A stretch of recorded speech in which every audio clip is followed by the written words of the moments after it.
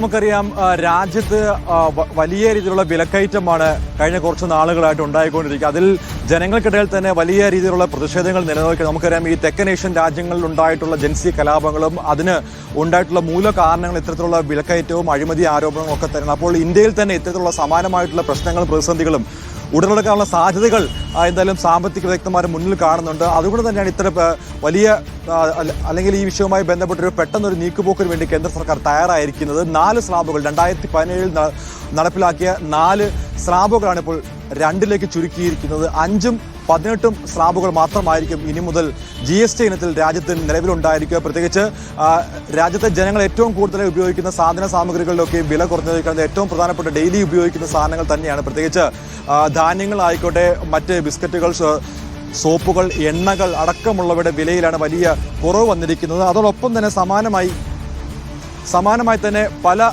സാധനങ്ങളുടെ വിലക്കുറവും വന്നിട്ടുണ്ട്. അത് ഏറ്റവും പ്രധാനപ്പെട്ട 1-2 കാര്യം എന്ന് പറയുന്നത്, അതായത് ഈ നമ്മൾ നോക്കുകയാണെങ്കിൽ ഈ വിഷയങ്ങളുമായിട്ടൊക്കെ ബന്ധപ്പെട്ട് വാഹനങ്ങളുടെ വിലയിലാണ് വലിയ കുറവ് വന്നിരിക്കുന്നത്. ചെറിയ വാഹനങ്ങളുടെ വിലയിലാണ് പ്രധാനമായിട്ടും കുറവ് വന്നിരിക്കുന്നത്. അതിൽ ഏറ്റവും പ്രധാനമെന്ന് പറയുന്നത് ഈ 40,000 അതായത് 2 ലക്ഷം രൂപയ്ക്ക് താഴെ വരെയുള്ള വാഹനങ്ങൾക്ക് വലിയ രീതിയിലുള്ള വിലക്കയറ്റമാണ് നേരത്തെ ഉണ്ടായിരുന്നത്. പ്രത്യേകിച്ച് 18%, അതോടൊപ്പം തന്നെ 28% അതിൻ്റെയൊക്കെ നികുതി ഇനത്തിലുണ്ടായിരുന്ന തുക. പക്ഷേ അതിപ്പോൾ കുറവ് വന്നിരിക്കുകയാണ്. അതോടൊപ്പം തന്നെ മറ്റു സാധന സാമഗ്രികളൊപ്പം തന്നെ മറ്റു ചില അതായത് ഈ ജനസേവനത്തിന് ഉപയോഗിക്കുന്ന ജിം അടക്കമുള്ള കാര്യങ്ങളുടെയും വിലയിലാണിപ്പോൾ, അല്ലെങ്കിൽ അതുമായി ബന്ധപ്പെട്ടുള്ള സേവനങ്ങളിലും വലിയ മാറ്റമാണ് ഇപ്പോൾ ഉണ്ടായിരിക്കുന്നത്. പ്രത്യേകിച്ച് ജനങ്ങൾക്ക് ഏറ്റവും ഉപകാരപ്രദമായിട്ടുള്ള രീതിയിലേക്ക് GST സ്ലാബ് പരിഷ്കരണം നടപ്പിലാക്കിയെന്നാണ് പ്രധാനമന്ത്രി ഇന്നലെ പ്രഖ്യാപിച്ചത്. അതിന് ഏറ്റവും പ്രധാനപ്പെട്ട കാരണം ഞാൻ മുൻപ് സൂചിപ്പിച്ചത് തന്നെയാണ്.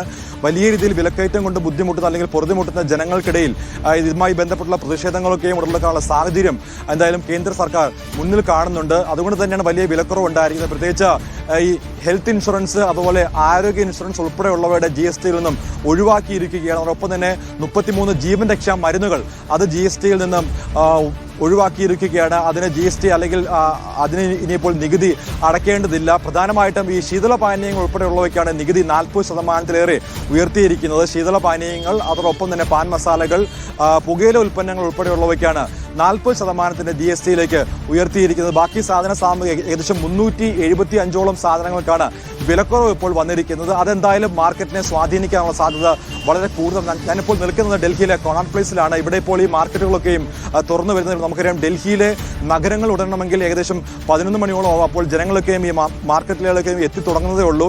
എന്തായാലും അതിൻ്റെ ഒരു പ്രതിഫലനം ഉണ്ടെന്ന് തീർച്ചയായിട്ടും മനസ്സിലാക്കേണ്ടതുണ്ട്. പ്രത്യേകിച്ച് വാർത്താ ഏജൻസികളൊക്കെ റിപ്പോർട്ട് ചെയ്യുന്നത് അങ്ങനെ തന്നെയാണ്. വലിയ രീതിയിലുള്ള പ്രതിസന്ധികളൊക്കെയും നിലനിന്ന സാഹചര്യത്തിൽ നിന്നും ഈ അതായത് ജനങ്ങളുടെ ഏറ്റവും പ്രധാനപ്പെട്ട അടിസ്ഥാന ആവശ്യങ്ങൾ നിറവേറ്റുന്നതിന് വേണ്ടിയുള്ള സാധനങ്ങളുടെ വിലയിലാണ് ഇപ്പോൾ വലിയ മാറ്റങ്ങൾ വരുത്തിയിരിക്കുന്നത്. അതെന്തായാലും വ്യാപാരികൾ തന്നെ പറയുന്നുണ്ട് വലിയ മാറ്റങ്ങൾ ഉണ്ടാകുന്നുള്ളതാണ്. പ്രത്യേകിച്ച് പണത്തിന്റെ മൂല്യം അത് ഉയരാനുള്ള സാധ്യതയുണ്ട്. പ്രത്യേകിച്ച് ജനങ്ങളുടെ കയ്യിലുള്ള പണം അത് അധികമായിട്ട് മാർക്കറ്റിലേക്ക് ഒഴുകുന്നതിന് വേണ്ടിയുള്ള ലക്ഷ്യമായിട്ടാണ് ഇപ്പോൾ മുന്നിൽ കാണുന്നത്. പ്രത്യേകിച്ച് ഇതിന് പിന്നെ ഒരു സാമ്പത്തികം അല്ലെങ്കിൽ ഒരു സാമ്പത്തിക രംഗത്തേക്കുള്ള വലിയൊരു കുതിപ്പും കൂടി ഇന്ത്യ മുൻപോട്ട് വെക്കുന്നത്. നമുക്കറിയാം ലോകരാജ്യങ്ങളൊക്കെയും സാമ്പത്തിക കെണിയിൽ അല്ലെങ്കിൽ കടക്കെണിയിലായ ഒരു സാഹചര്യത്തിൽ ഇന്ത്യൻ എക്കോണമി മാത്രമായിരുന്നു പിടിച്ചു നിന്നത്. ഇന്ത്യൻ എക്കോണമിയുടെ വളർച്ച എന്ന് പറയുന്നത് 7%. ആ 7%-ൽ നിന്നും വളരാൻ വേണ്ടിയുള്ള ഒരു ഉത്തേജനം നൽകാൻ വേണ്ടിയാകും ഇത്തരത്തിലുള്ള GST ഇനത്തിലെ പുതിയ പരിഷ്കരണം എന്നുള്ള കാര്യത്തിൽ യാതൊരു സംശയവുമില്ല. എന്തായാലും ലോകരാജ്യങ്ങൾക്കൊപ്പം തന്നെ കിടപിടിക്കത്തക്ക രീതിയിലേക്കുള്ള ഇന്ത്യയുടെ സാമ്പത്തിക നയങ്ങളും ഇന്ത്യയുടെ സാമ്പത്തിക മാറ്റങ്ങളും മാറുമെന്നതിന് യാതൊരു സംശയവുമില്ല. പ്രത്യേകിച്ച് ഇപ്പോൾ ഈ അമേരിക്ക അടക്കമുള്ള ചില രാജ്യങ്ങൾ ഇന്ത്യയോട് ഏർപ്പെടുത്തിയിരിക്കുന്ന അധിക നികുതി അടക്കമുള്ളവയിൽ ഇന്ത്യ കൃത്യമായിട്ടുള്ള മറുപടി നൽകിയിട്ടുണ്ട്. അതിന്റെ പശ്ചാത്തലത്തിൽ ഇന്ത്യൻ മാർക്കറ്റിലെ സ്വദേശീവൽക്കരണമാണ് പ്രധാനമന്ത്രി ലക്ഷ്യം വെക്കുന്നത്. ഇന്നലെ രാജ്യത്തെ അഭിസംബോധന ചെയ്ത് പറഞ്ഞപ്പോൾ പ്രധാനമന്ത്രി ആ കാര്യം തന്നെയാണ് സൂചിപ്പിച്ചത്.